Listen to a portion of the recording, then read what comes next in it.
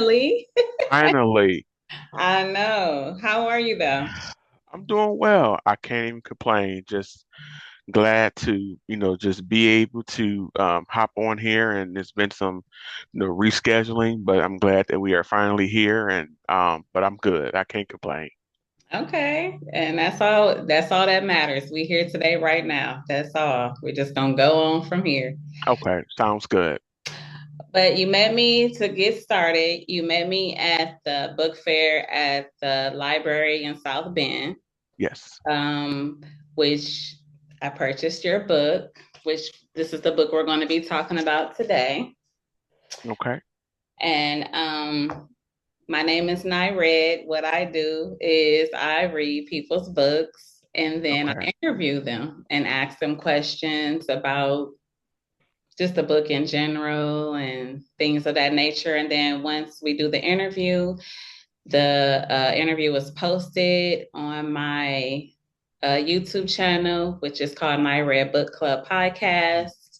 Once I post it on there, I will send you a link so that you can share it with your friends, family, colleagues on your social media platforms, Okay. however you want to do it. Sounds good. Okay. So with that being said, is your middle name Curtis, or is that your first name, or is DeSamuel your first name or your middle name? DeSamuel is my first name and Curtis is my last name. Okay. Look, I was wrong all the way around, huh? Well, you never know because some people do have their middle, the middle in their first name and they leave out the last name. So I didn't know. I was just like, I wonder which one is which. Like, because you never know. But But sometimes I do get that where people they think that Curtis is my first name and uh-huh. then DeSamuel is the last name. But nope, it's the other way around. Okay. Yeah. See, I didn't. I'm just asking questions. You never know unless you ask. So, what encouraged you to want to write a book? Well, maybe about 6 to 7 years ago, I started noticing a trend in elementary school buildings where I did not see any other black male elementary teachers. And so with that being said, or in the things that I was noticing, I'm like, well, maybe it's time for me to put this into writing and share my concerns about what I am noticing in elementary school buildings. And even I can even go back just even a little further back because when I started doing my volunteer work, when I was in undergrad, I didn't see any black male elementary teachers, not in all of the buildings. I had one who was a mentor to me for some time when I did some of my pre-service work. But then moving forward, usually I was the only one, even when I was in support staff roles, teacher roles, usually just being that only black male educator and just going through that feeling of isolation at times, not Mm-hmm. seeing anyone that looked like me, not having someone to connect with about teaching, being a black man. So I started journaling my thoughts my first year of teaching. I was the only black man in the building. So I started journaling my experience so that I can have something to reflect on. And so from there, I decided to put it into writing. Now, a portion of I got encouraged also because I did my thesis on the shortage of black male elementary teachers. So that sparked more interest into putting it into a book and connecting literature that I found out about the shortage of black male teachers to my own personal experiences. So prior to even going into being a teacher and your experiences, you never wanted to write creatively or anything like that? Well, I did, but I didn't think that I would do a whole book. I was more so into poetry. So I wrote a lot of poems, and I also have a poetry book out as well. But it was more so a lot of poetry that I would write, or short fiction stories. is what I will also write. And especially during my time in undergrad, where I took many creative writing classes. Hmm. It was part of my major, with English language arts. And so when I completed those classes, it gave me a deeper appreciation to write. Okay. But then when I started thinking about the message I want to put out about the shortage of Black male teachers, I thought about, well, I don't think I would want to put that in the form of a poem or Okay. even a short fiction story. So that persuaded me to put it into a chapter book. Okay. Um, do you see yourself besides just this book that you have out, like being more open to other, um, I guess, other concepts of writing, like more nonfiction or fiction or sci-fi, fantasy, just, other areas of writing besides your experiences? Yes, so I'm actually working on a nonfiction book right now that I'm hoping to have released, if not the end of this year, next spring. So I have that in process right now. So, Oh, yep. So I'm excited to introduce my next book. My next project is nonfiction, but yet it's a powerful story um, that will just be amazing. So, so far, I didn't mean, were you going to say something else? no, I'm just looking forward to, jumping into the different genres of literature, Okay. especially since I introduce different genres in my classroom. As a teacher, I have in the past and still like to, I like kids to have an understanding of the various genres. So, Okay. What has been your experience so far since you published this book with having a book out? oh my goodness. Just a lot of people have reached out to me about the story within the book, like just telling me that they are inspired or encouraged because um, I touched on the main focus of the book was, Black male elementary teachers. But then I also touch on, other topics in the book where, I had someone reach out to me and say, hey, I read the book. I'm not a Black male teacher. It was Hmm. actually a white female who reached out to me, but she said, but when you talked about the grief, she told me how that really helped her and encouraged her to, just like go through her process of grief. So just the feedback I am getting from people who have purchased the book, I feel like just like wow, like I'm so glad that I put this out because Hmm. again, it's a journey that started about 6 to 7 years ago. Hmm. And then like sometimes I just be like, wow, like it's just like an unbelievable experience that I actually got it out and that is selling, on Barnes and Noble and Amazon. Okay. So I'm just very excited about just like all of the doors that have opened for me, Hmm. with my books because the people are enjoying the poetry book as well. But just this topic, the Don't Run, We Need You, the power of Black male elementary teachers, like it's nothing out that's like it right now. And I'm thankful that it's a standout, story right now. And hopefully, it just make readers more aware of, what's happening in the world of teaching concerning Black men. I hear you. And once again, I'm gonna show the book one more time. Gotta let everyone know what it is, how it looks and stuff. Um, when I read the book, I will say, um, like your experience with the Black male teachers was not at all my experience with. Okay.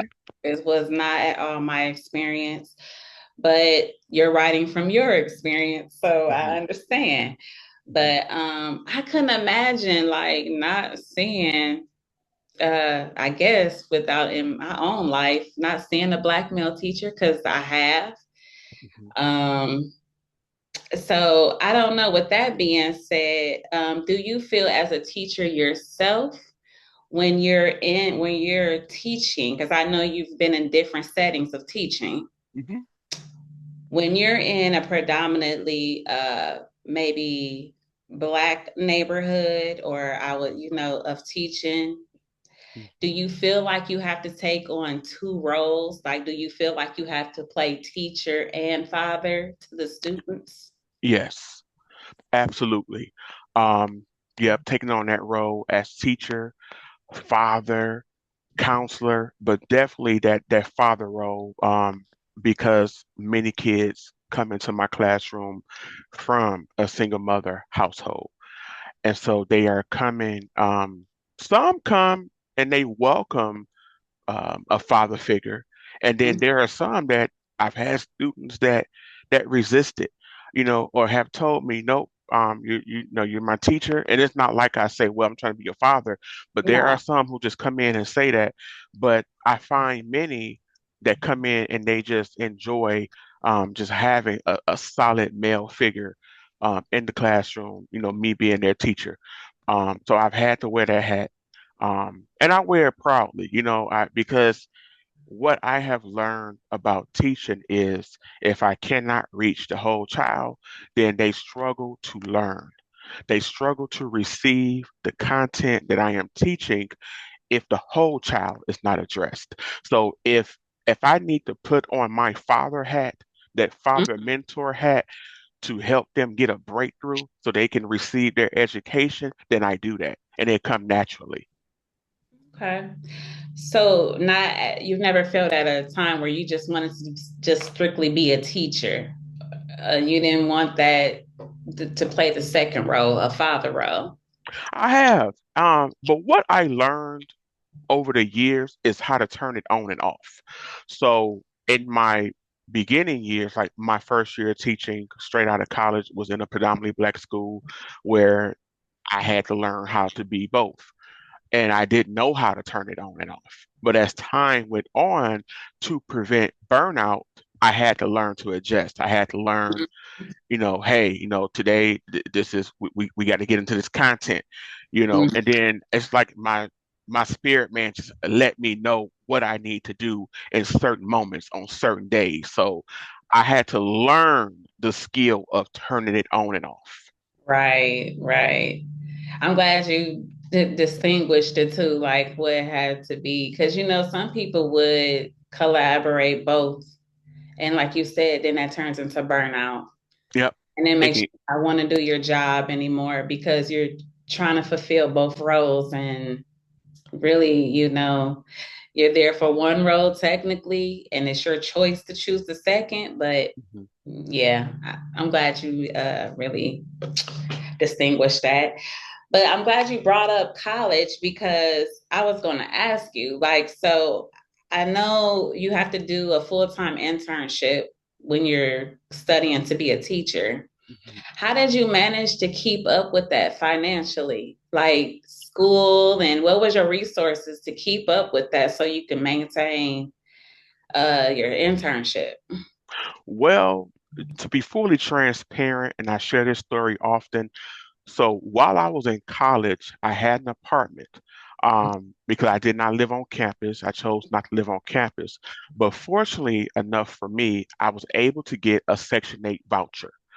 And so I had a Section 8 voucher while I was in undergrad, um, doing my college coursework. And so when the student teaching portion came, um, my hours decreased, of course, but Mhm. so I worked.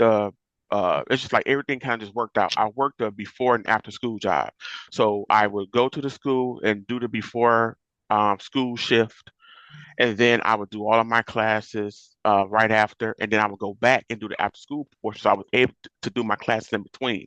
So when it was time to student teach, I had to, of course, eliminate the before school portion, but I was still able to keep some hours for the after school program. But because I had that Section 8 voucher while I was in college, I didn't have to worry about rent.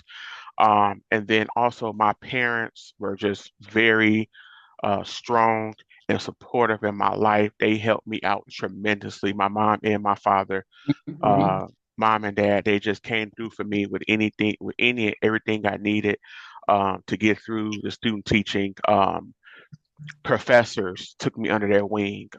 My college counselor would point out resources to help me. So I was stressing about how things were going to turn out because I had heard about, they had, talked to us about student teaching along the way, or the field hours or different things that we needed to do. And, it would basically be a conflict of interest, trying to work a full-time job and do student teaching or even the hours before student teaching because before a candidate gets to student teaching, there Right. are pre-service hours that are required. And so that take a lot of time as well.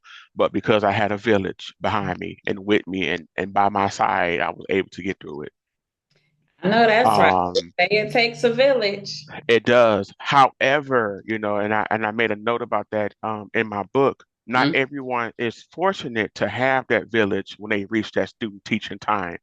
And so, I had friends who were stressing and worrying about what they were going to do when it was time to student teach because literally it can be maybe a half a year or a whole year where you're going at it with no pay. Mhm. Um, so and that also I saw as a barrier that caused a lot of black men to, flee from education program. Like, nope, I'm not doing it because I can't afford to do that.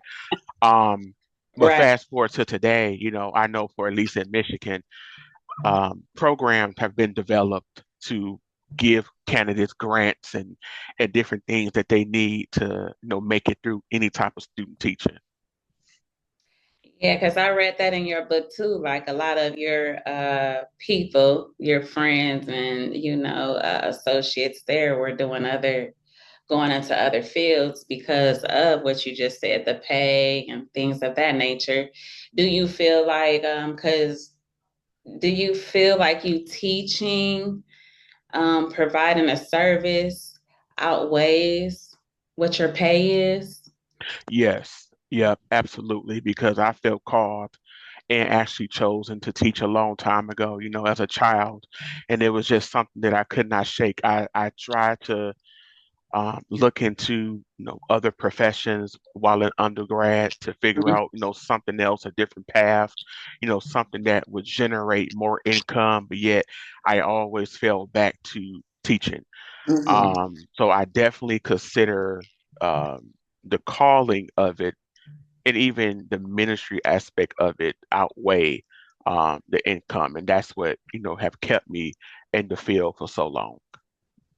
Yeah, I'm glad you said that because I read that in your book as well. You can tell that you're very passionate about what you do and what you were aspiring to do and what you do. And a lot of people they chase the dollar. It's not about sometimes it's not about your passion. It's about what's going to put food on the table. Right. What's going to satisfy me at the end of the day. Like, that's what most people end up looking for, and you are the opposite. So, I mean, Yes. Yep. Again, I went through that moment in several moments of, nope, I'm going to do something else. mhm, And the other profession, they just didn't stick with me. Like mhm. coursework didn't align with me, just the time frame, just the different things that would go into those other fields just didn't, sit well with me. So I always found myself back to my teaching coursework and um, go from uh, there. um, with so many different options to teaching, um, such as being online, you can do that. You can, I don't know, you can teach children like tutor and things of that nature. Why do you choose to still teach traditionally? Um, well, I've had some experience with virtual teaching. I've done some of that as well, and I think just because I'm more of a people person, like I need to be able to check in face to face and be able to, monitor that progress a little Hmm. a little closer than what I can actually do online, like that progress monitoring where I'm monitoring student goals, on the work that they are working towards, a skill, um, if I'm able to see that up and close, then it gives me a better idea on what I need to do next. Now, virtual teaching, students tend to hide, like they can hide, and or the feedback or the data may not be sufficient because they may Hmm. cheat. So I think that for me, just being hands-on the way that I am in my instruction, like traditional is what it is for me right now. Not saying that it won't shift or change, but it's what I prefer. Yeah. Okay. Do you ever see yourself going back to virtual teaching? Um, Possibly because I still do I do a little bit of it now still, just on the side where I do some virtual teaching, um, where I help out with special education teaching and special education consulting. And that piece of my work is virtual. But again, I think that virtual work can be very draining, is what I'm finding out, because like I don't want to be on a computer 7 to 8 hours a day. Um, Not ideally. But I'm open to just seeing what that looked like if I, did want to do it because then again, I know also there are a lot of advantages to virtual teaching. You can move around and do different things when you need to get it done. And so I know the bonuses of it, but as of right now, I kind of like where I'm at and, maybe just stick to it, but I'm not opposed to it though. So Okay. With so many different things going on in the classroom setting, do you find it difficult teaching students properly? Being what I mean by that is like there, our environments are changing. So, you have to accommodate those who go by these new pronouns, the LGBT community. mhm, Also, you do have students who love to have their cell phones hooked to their hip in mhm. their hands all the time. And with certain schools, you do have the nature of gun violence, violence of weapons, and all this other different things. Does that discourage you from teaching properly in any way? It does not. No, because I strongly believe that teaching requires moments of reset and regrouping. Mhm. So I've been faced with different challenges in the classroom, and what I found out is okay, it's just time for me to sit down at the table, to reset, to regroup, maybe talk with my leader, my principal, for maybe some advice or for growth in any area where I feel, all right, this is a struggle right now, and I don't know what to do. Can help me grow in this because again, being an educator, I believe in being transparent so that I can grow. Um, so I just believe that when it's time to reset and regroup, then I have to do that and not pretend that everything is okay. Okay. So none of those situations you find is a challenge uh, as current for the current. Well, some like the pronoun, I have not encountered that yet in Okay. my classroom. In teaching, I have not encountered that yet. And so I just believe in that saying, when that bridge come, I'll cross it. So I have not encountered that yet. Have not encountered anything with weapons, not at the elementary, level. Again, I don't teach middle or high school. Have not encountered that at the elementary level. Um, and I'm sorry, what was the other issue that you The cell phones, all cell of them phone? have cell phones. Yep. So I have a no cell phone policy, and the district backs that up. So, but again, at the elementary level, it's not as big as middle school, high school. Okay. They have them. Not all kids have them, but it's not a struggle because they're not in that phase yet where I've seen that they are like totally addicted. Um, Really? not because I'm just saying I'm that because my nieces, oh my God, they are in elementary, and I'm like, they allow y'all to have cell phones at school? Like, yeah, I would yeah, try that. That's why I'm asking. Like, okay. No, we have a no cell phone policy, and then again, I stick to that. I write it out, to just make sure that they are not on them in the classroom. Um, so it's a no classroom policy. Now they can use them on the bus if the bus driver, allow them to have them on the bus, but they're not even allowed to even, take them outdoors, like for recess or anything like that, because we want kids to, okay. engage in that, be active, engage in that creative play, and not be on the screen.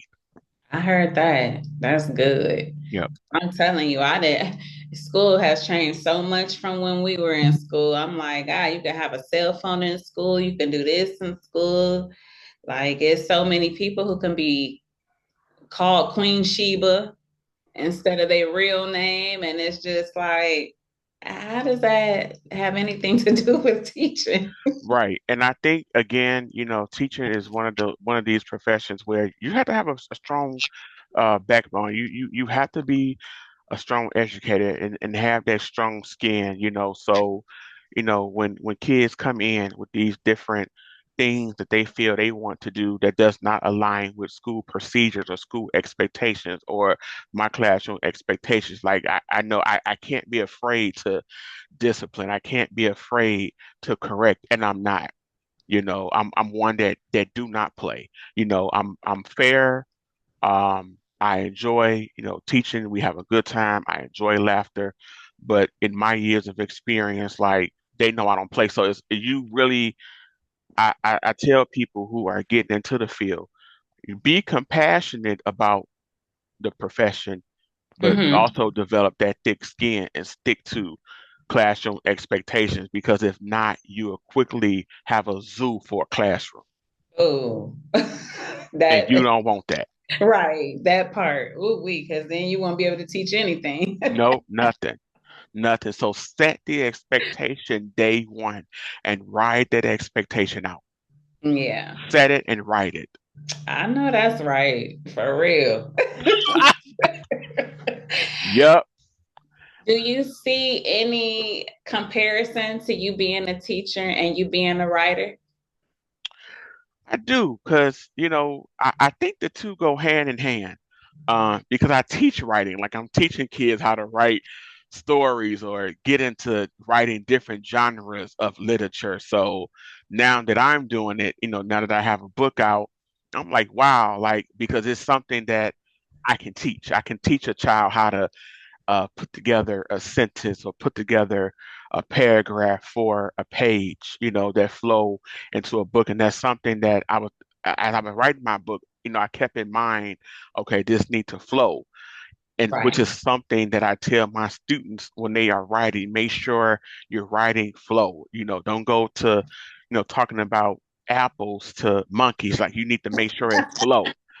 So I teach that, how to make sure your writing is unified. Mhm. So with my book, I see the connection, because I consider it all academic. It's writing. Writing can, like being an author, being an educator, it's all in the academic realm. It's all connected, in my opinion. Okay.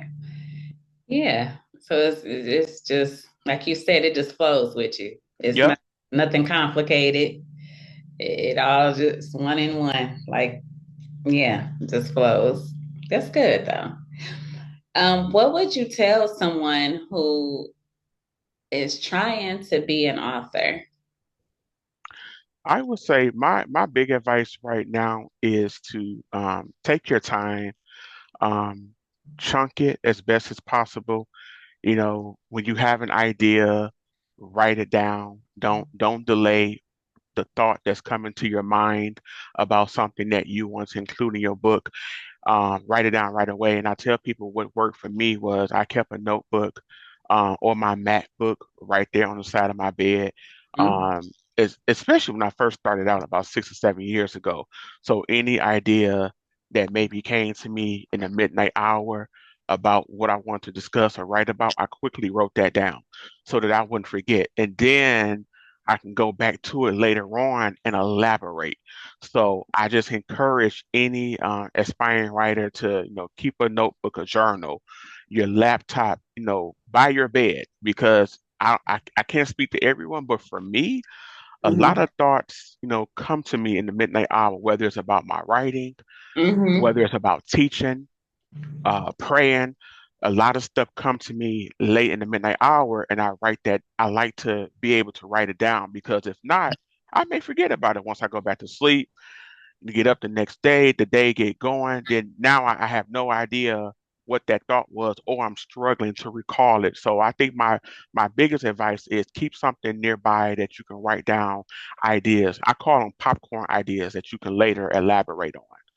Right. And just don't be afraid, because don't be afraid to tell your story, because I had some doubts and reservations in the beginning, Hmm. about this book and about this topic, but then I pushed through because it's a crisis right now. Like the shortage of black male teachers is a crisis, and then it's a bigger crisis for elementary black male teachers, because if you notice, in most schools, you may see a lot of black men that go to middle school and high school. They Right. don't typically go into elementary. So I knew that I wanted to elaborate on this topic. So again, I just go back to, keep something nearby to write those popcorn ideas in and then elaborate when you can. That's good advice. Yeah, I do that as well. Like just, jot down things and stuff of that nature because you're not going to remember everything. Yep. And so that makes Nope. sense. And then you Yep. said what, over 7 years? Yep. So definitely you're not going to remember everything within 70. Yep. It took me some time, because I would stop, I would start writing the book and then I would stop and Hmm. start back up and stop. But if someone can crank it out and push it out, that's my goal right now for my third book that I'm working towards. Just I'm cranking it out. I'm not stopping. I'm pushing it out. If you can, push it through without lengthy, gaps, time gaps, go for it. Okay. I know that's right. Because it'd be sometimes years before you put it out if you keep Yep. procrastinating. Yep. So I say go for it if you can. Okay. Well, I'm going to ask you a few fun questions now. There's no wrong or right answer, Okay. just whatever comes to mind. Just answer it that way. So, the first question I have is, do you prefer a rock concert or a jazz concert, Jazz.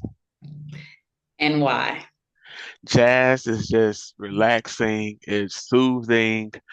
Um, it's not too much, but then it's also like not too less. It's just it's the perfect balance. And I think jazz can go with anything. You can study to jazz, have jazz playing in the background while eating dinner. You can clean your house to jazz. So I think jazz is just diverse in what Mm. and how you can listen to it. For in my opinion, at least. Do you have a favorite artist? Um, right now, there's a guy. Oh, what is his name? Uh, Daniel Williams. I've been listening to Okay. some of his jazz albums, and then what I also enjoy is pulling up like R&B songs that's been changed over to some jazz. Like I heard a Music Soul Okay. Child song that's someone put into a jazz format. Okay. Um, Erica Badu song I heard that's all jazz now, or they may call it instrumental, which those to me are very they connect, they sound very similar, instrumental and jazz. Like to me, I like both. So um, Okay. All right. yeah, so I like just various artists of the jazz. Ain't nothing wrong with it. Yeah, Good to be diverse. Um, would you prefer a nice walk or a jog in the park? walk.